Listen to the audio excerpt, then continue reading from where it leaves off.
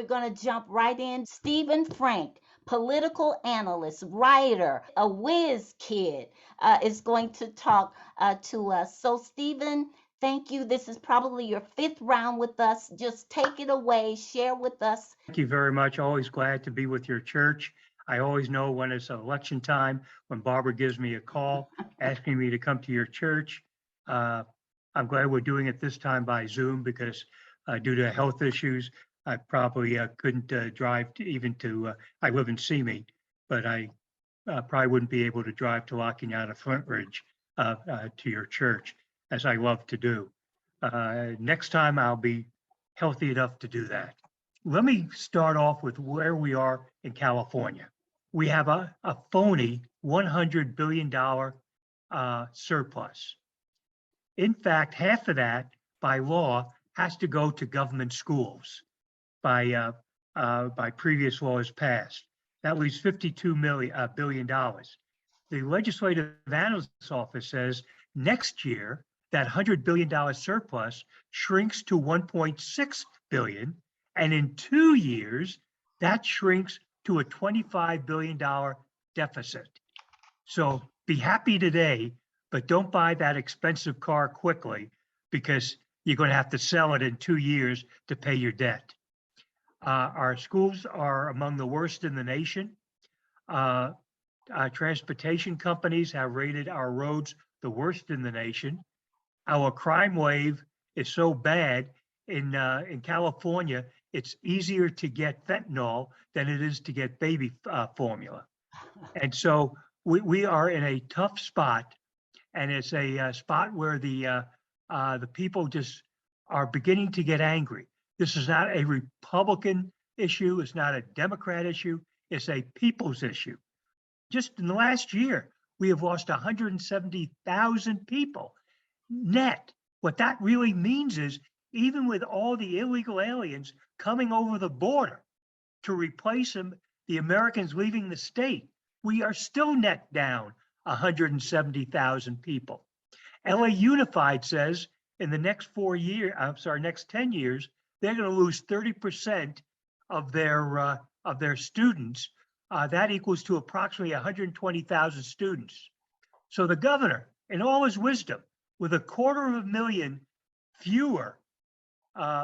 fewer students in our state schools, he's going to add $3 billion to the expenditures for K through 12 when they have actually 270,000 fewer students, and that doesn't count the over 100,000 they are losing this school year.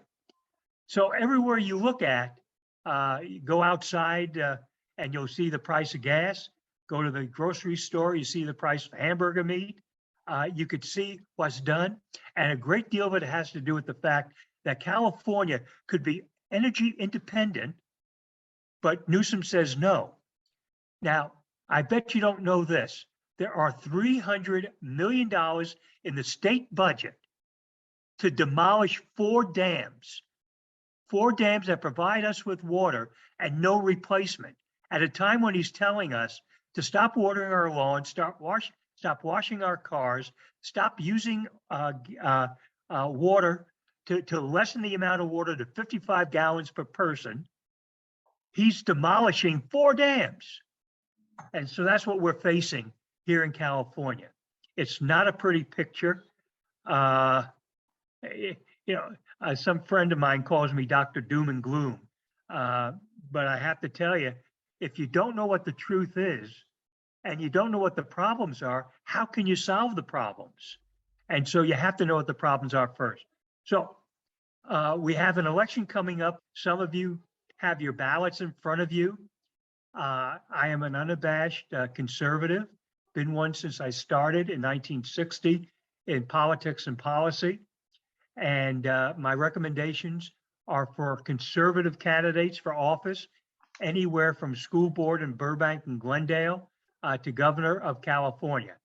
So let's start at the top, at the statewide level. And of course, we know Gavin Newsom is running for re-election. That rich kid from San Francisco is doing his thing. I belong to an organization called the California Republican Assembly, which President Reagan called the conscience of the Republican Party. And so the endorsements I give are their endorsements. And I just want to make a qualification at the beginning. On the statewide races, I have not personally endorsed any candidate for statewide office, for any office, but the California Republican Party has. And we'll start with the governor's race. There's some, I know several of the candidates who are running. Some are good friends of mine, and some are new friends of mine. There are a lot of conservatives running. Each has their own abilities, but the one candidate the CRA believes in that has all the requisite requirements of being governor, a business background, a community background, a charitable background, a background in the demographics of the state, is Jenny Lee Ray LaRoe. And Jenny had lived previously in Shasta County in Northern California, which is why she's so concerned about wildfires, as we all should be, because you guys live right next to the Angeles National Forest, which also has wildfires. And so you need to be concerned. And she now lives down in Orange County.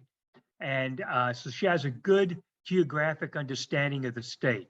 So the recommendation for governor is Jenny Lee LaRue.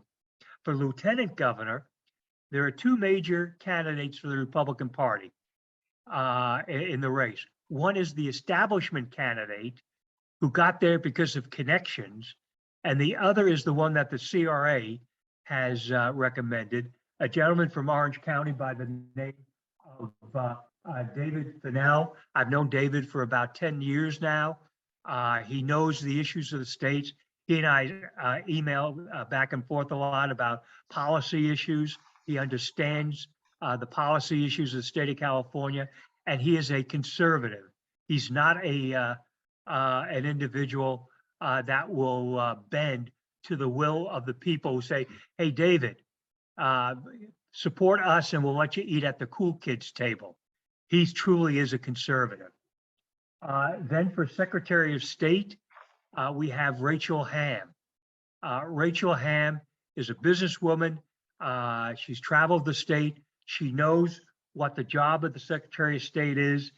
There's another Republican in the race who got into the race 2 or 3 days beforehand and had his signatures gathered by the state Republican Party in violation of their bylaws. And so Rachel would be the best choice for Secretary of State. On controller, which is an extremely important issue. If you remember, Governor Newsom gave a $1 billion no bid contract to provide the state with masks and PPE equipment to a political consulting firm who had never been in the medical field at all. They just run political campaigns. And he gave them a $1 billion contract. Happily, it was a scandal and he had to withdraw it. But the person I'm going to recommend is Lonnie Chan. And he's a well-known person. You've seen him on Fox News over the years. He's a foreign policy and domestic policy expert. He's an individual that knows how to say no to government. And Lonnie Chan would be an excellent choice for controller. For treasurer, my good friend Jack Guerrero. Jack Guerrero is a former executive vice president of a major national and international bank. He understands the money market. He understands the role of the treasurer. He's been mayor of his hometown. Jack Guerrero knows the state of California. I've worked with him, even though he's from LA County. He knows people and knows the issues because I've worked with him around the state. Jack Guerrero for treasurer.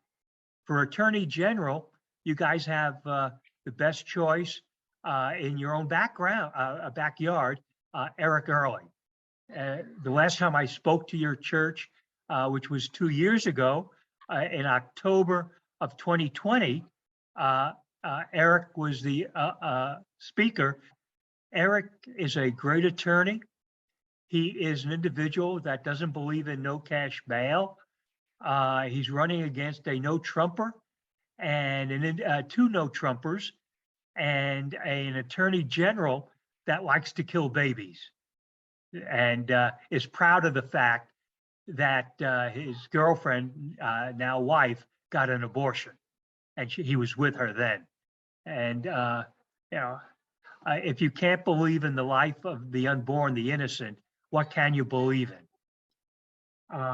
Insurance commissioner is an important role as you pay your homeowner's insurance, your auto insurance. All of that's controlled by one office. Another good friend of mine, he's from Santa Clara County. His name is Robert Howe. And Bob Howe is a businessman. He's run a major firm in the engineering field and knows business. And he also knows the insurance business. So Robert Howe for insurance commissioner. Superintendent of public instruction.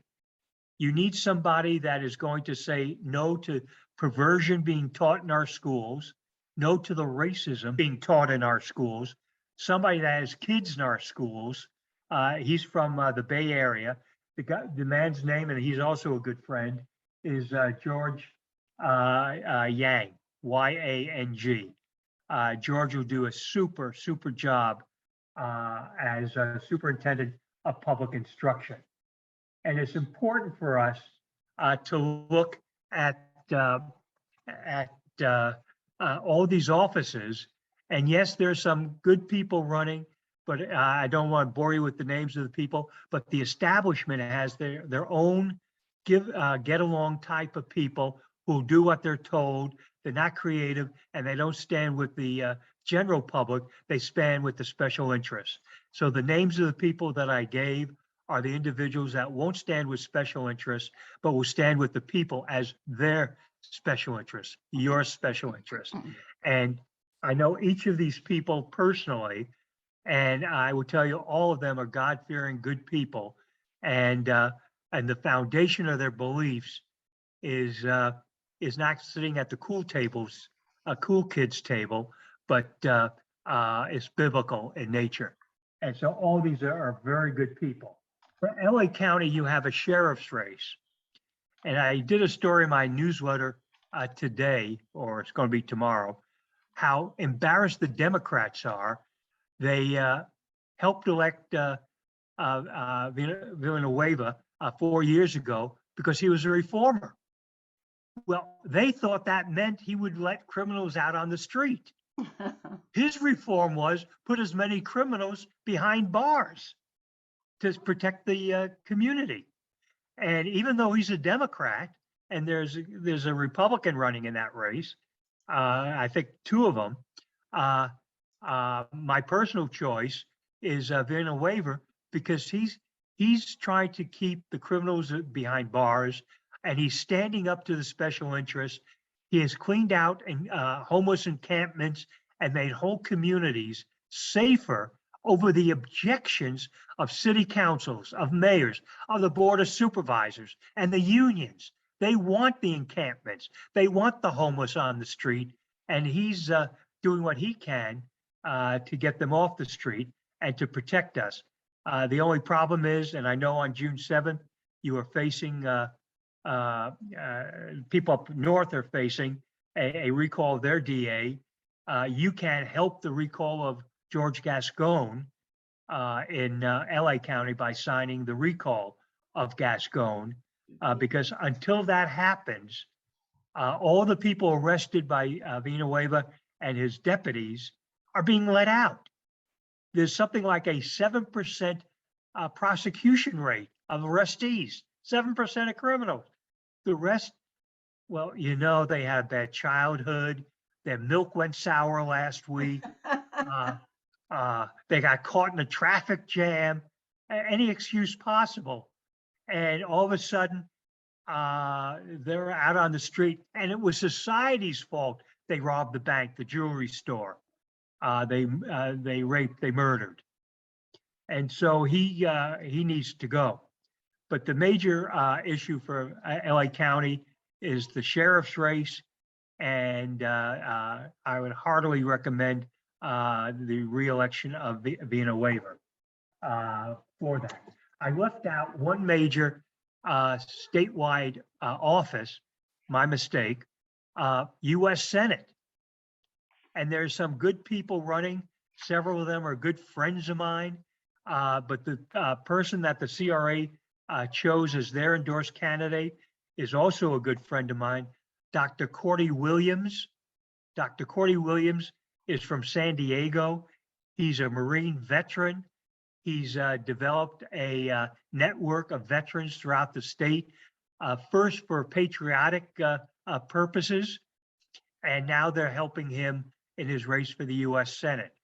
If you've ever heard him speak, it'd be like going to an old time religious tent revival. He is a speaker, and he has knowledge of the policies of both state and national. And Dr. Cordy Williams. And there's some other good people running, but if I were endorsing someone, I would seriously be considering Cordy, and the California Republican Assembly has done the same. Now let's look at the Glendale City Council. Jordan Henry, Glendale City Council. Ara Najarian, Barej Agajanian, the three of them, Jordan, Ara, and Virgie, for Glendale City Council. Solid conservatives. There's a good friend of mine running Glendale City Clerk, Greg Krikorian. Good guy. School Board, Glendale, Lena Amarans for seat B, and who is the opposite of the incumbent, who's a George Soros clone. And Lena is also endorsed by Supervisor Mike Antonovich. For seat C, Armina Chapelian. Armina Chapelian for Glendale Board of Education, seat C. There's a school measure, T. The answer is no on that. If they only spent their money properly, they wouldn't have to go back to the public. Then La Cañada City Council, right where you guys are. Jack Shadell and Mike DeVille. La Cañada City Council, Jack Shadell and Mike DeVille.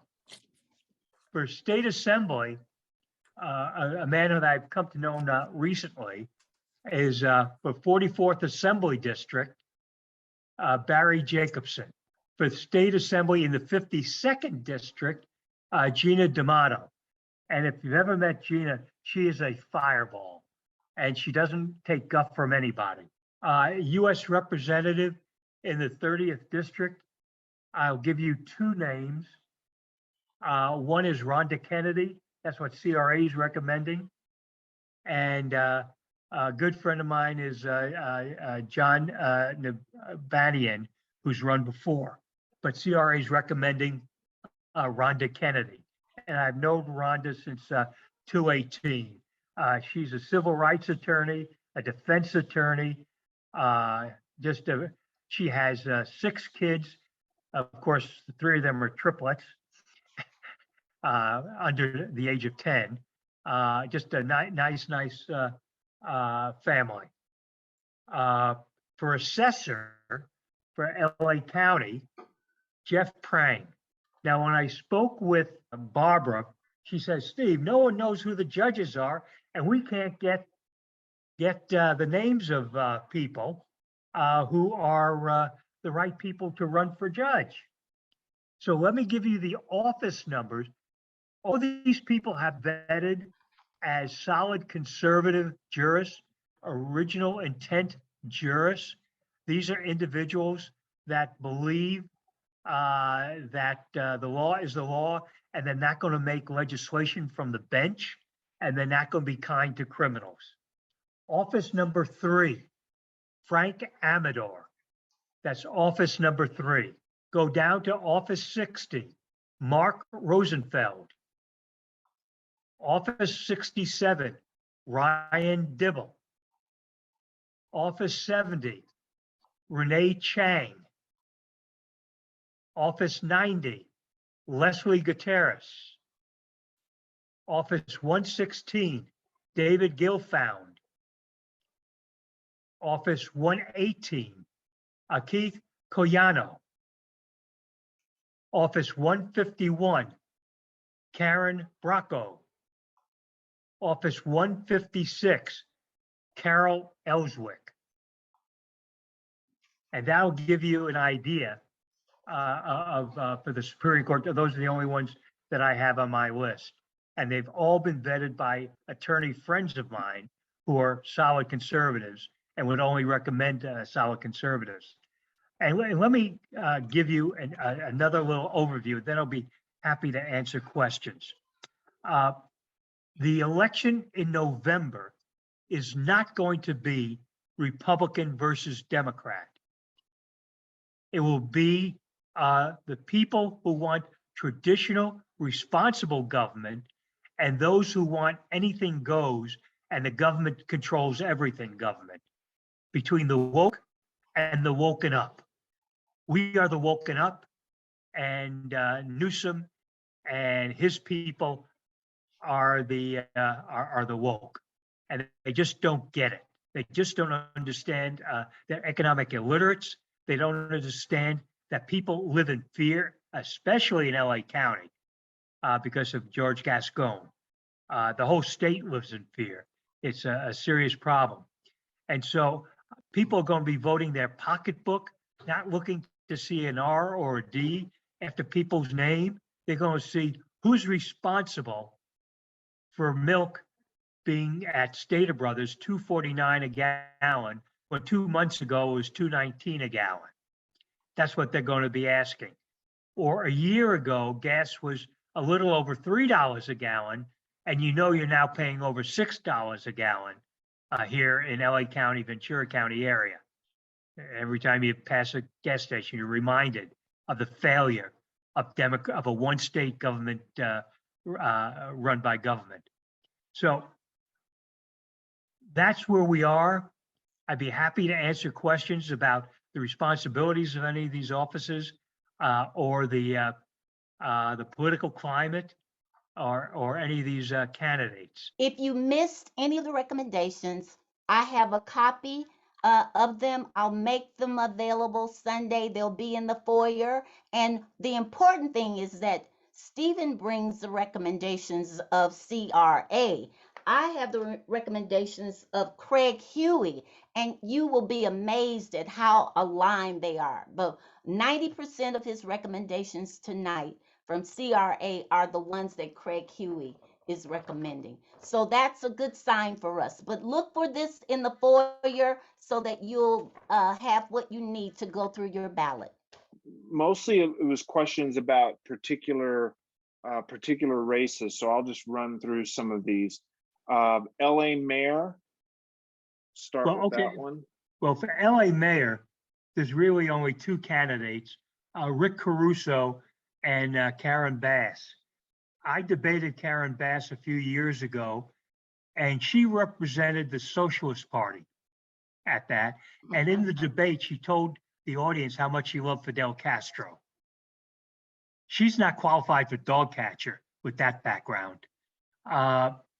Rick Caruso has done he's been a Republican, now he's a Democrat, doesn't matter. He's done work for the community, whether it be in the crime area, the water area, helping education, fixing the scandal handling the scandal at USC. He's been a developer of jobs. He understands the people of this community. So if I lived in LA City, I would be voting for Rick Caruso and waving the Cuban flag every time I saw Karen Bass. Short-term United States Senator, the unexpired term that's ending on January 3rd, 2023. And Mark Muser should be on there. Mark Muser is on there, yeah. Yeah, Mark's a good guy, too close to the establishment, too easily swayed by them. But of all the people, he's the most qualified and pretty conservative. State Senator, 20th District. Is there a Republican in that group? Was that Cruz? It was De La Cruz. Yeah, De La Cruz is part of a new Hispanic movement in the San Fernando Valley, and they're running a whole series of Hispanics throughout the valley. State Board of Equalization, District 1, 2, 3, and 4. District 1, which is up north, is the incumbent Ted Gaines. I've known Ted and his family for about 20 years now. Just an excellent protector. District 4, which is Orange County, San Diego, and I believe Imperial County. That's Matt Harper, who's a former member of the state assembly. And I've known Matt probably 25 years when he was in the Young Republic, started in the Young Republicans. So District 4 is Matt Harper. I have District 3 in front of me. Tony Vasquez, Y. Marie Manville, and John Mendoza are the three that are listed. Mendoza and Vasquez are listed as Democrat. Manville is listed as no party preference. Okay, now this is an interesting one. There's a gentleman from Torrance who's run for Board of Equalization before by the name of Rick Marshall. And he qualified to run as a write-in candidate. So if you live in that district, you could write in the name of Rick Marshall for that Board of Equalization seat. And the other district is the Central Valley. And is number 2. Yeah, that'd be the Central Valley. I just don't know who's running in that one. I don't think too many people here are from the Central Valley. U.S. Rep for District 28. Wes Hallman from Okay, thank you, Barbara. Huey. From election forum, that was Wes Hallman. Yeah, and if Craig Yes. recommends somebody, you know they're not a squish. City Attorney, Los Angeles City primary nominations election, the City Attorney. I have the philosophy that the lesser of two evils is still evil, and I won't vote for evil. And there are just seriously no good candidates running for city attorney in Los Angeles. What about the Los Angeles City Controller? Oh, to replace Ron Gallopin.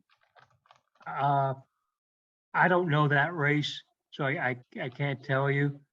Okay. I don't remember anybody being a standout, but I don't know that race at all or enough to make a recommendation. And then there was the Los Angeles Measure BB, the competitive bid preference for local contract bidders. If that passes, the local contractors can now up their bids, knowing nobody outside would be able to to bid on it. I believe in open bidding, period. It doesn't matter what the boundaries are.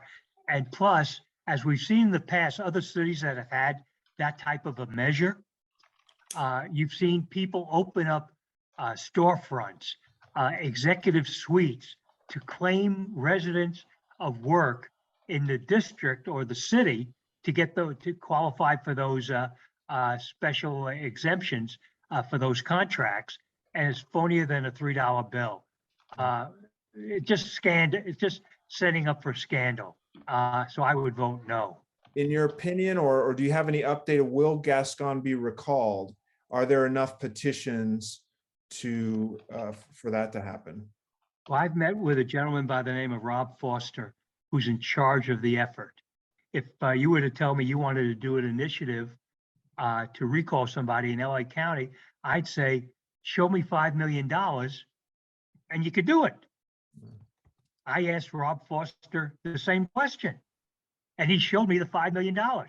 They are going to get enough signatures to put the recall, which will probably be on the November 8th ballot, because they have to, the numbers have to be counted, the signatures have to be counted and all. There has to be a certification, there'll be a lawsuit, and sometime in August, and the deadline is late August to put things on the ballot, they will have the recall certified. So yes, it will be on the November 8th ballot. How can we have voter integrity? 40 of the 58 counties are using Dominion machines, just to mention some of the numerous problems. You may not like my answer. We've not had an honest election in California in at least 10 years. Dominion is a problem, but so is the 440,000 so far identified dead people and people who moved out of the state that are still on the voting rolls and still getting ballots. And so we have more than, and Dominion is a problem, I'm not denying that. And until we go back to the old Fortran system, where you go in with a car and you get a card and you punch out and you put it in a machine and it counts automatically. And that was Fortran, which was a computer language. And it did it well and was totally unhackable. You couldn't hack it because it was only one machine. And then the machines would be sent to Norwalk, and then everything would be counted for the cumulative of the city and the county of LA. And that worked, no problems. And we had the answer who won late that night. So it wasn't a problem. Now we wait days and weeks, and we still don't know if it was accurate. So until we get some members of the Board of Supervisors in the counties willing to get rid of it, those systems, I will tell you that there's an organization called Election Integrity Project CA that is suing 13 counties, including my own, which is Ventura, for using the Dominion system and not being able to audit the votes. So that there is a lawsuit on that going through the courts right now. Should we mail or walk in our ballots? Use a walker, use a cane, have a friend drive you over, go to the voting booth, surrender. You have to surrender the ballot that was mailed to you, and they will give you another ballot, and that you could vote in a voting machine. The only way. And let me tell you what the problem is. So the last election, I was going to the local grocery store, and I drove past the fire station, the local fire station, and there was a drop box for the ballots right there on the sidewalk. No cameras, no security. Anybody could have driven up, taken that box, and driven away with it, with all those votes. Go to your polling place and guarantee it. There was also, in the last election, a mailman that was caught in the Hollywood area with 2 bags of ballots that he stole from the mailboxes and didn't turn in so they could go to Norwalk to be counted down there. You can't trust the postman. And 3 weeks ago, 4 weeks ago, they found a post office bag with 104 ballots in it in East Hollywood. Lady walking her dog found it.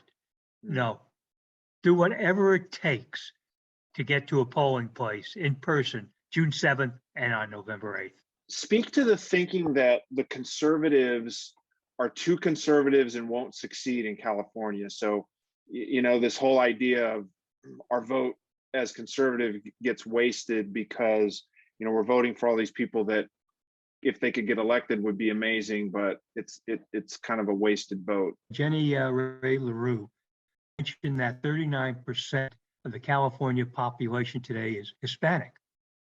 And I break the Hispanic community down into 2 categories: church-going Hispanics and those who don't go to church. The church-going Hispanics in California and around the country are moving to, if not the Republican Party, but conservative voting. You saw that Biden's approval rating among Hispanics nationally is down to 26%. What do they have in common as Hispanics? Church-going Hispanics don't support perversion in our schools being taught. They believe in the sanctity of life. And we need to go to them. They want good paying jobs. Who on this call doesn't want a good paying job? Who doesn't want to be safe from crime? Hispanics are the second hardest hit by the crime wave of the progressives. And so the Hispanic community is realizing economically, socially, that the Democrat Party is the enemy, not their friend, and has been using them. And it'd be interesting to note how many in polling don't like open borders either. They believe they came here legally. They want others to come here legally. They're not anti-immigration. I'm not anti-immigration. I'm anti-illegal immigration. Los Angeles City Council 7th District. There's two. There's Monica Rodriguez and Elisa Avalos. If I remember, Monica Rodriguez is the incumbent. Yes. She's been wonderful as a city council member. Homelessness has skyrocketed in her district. Crime has skyrocketed in her district. She's done a great job of sitting at the cool kids table and not doing her job. Okay, so I assume that's an endorsement for anyone except for Monica. Exactly. Board of Education District 6 for LAUSD. Whoever the incumbent is, vote against them. No matter who that incumbent is. Sending your child to LAUSD school is, to me, a priori evidence of child abuse. That district, I mean, kids need armed guards to get to the school, and then they need armed guards to be in the school, not to protect them from some nutcase coming into the school, but from the nutcases already inside the school. It's a dangerous place for kids, very dangerous. The school board has allowed that. They've allowed the teaching a curriculum of critical race theory, racism, hatred, bigotry. They're teaching kindergarten kids some of the basics of sex.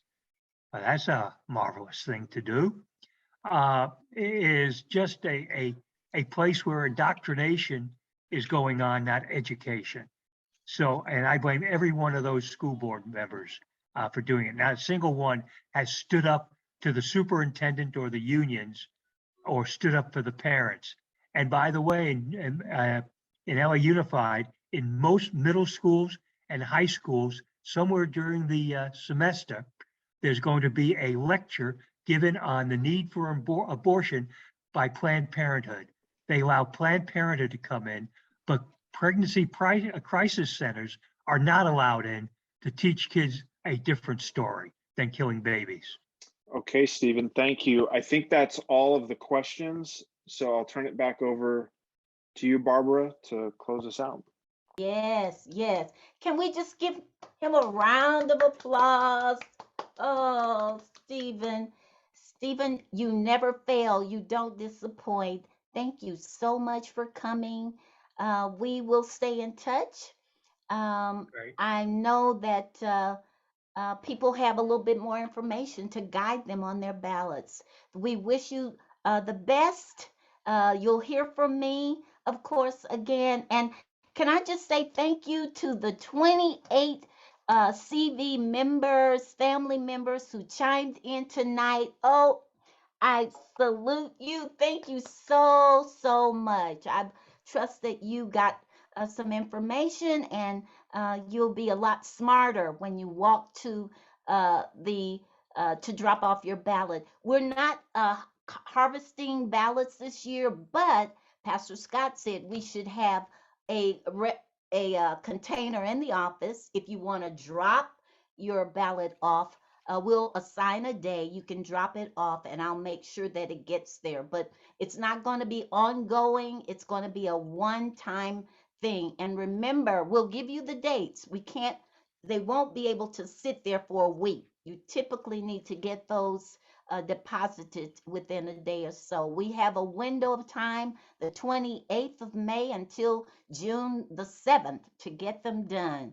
So let's get ready. We have a little bit of time. Let's get ready and change La Crescenta. Blessings to you. Have a good night's rest, and we'll see you on Sunday. Thank you, Stephen. Thanks, everybody. God bless.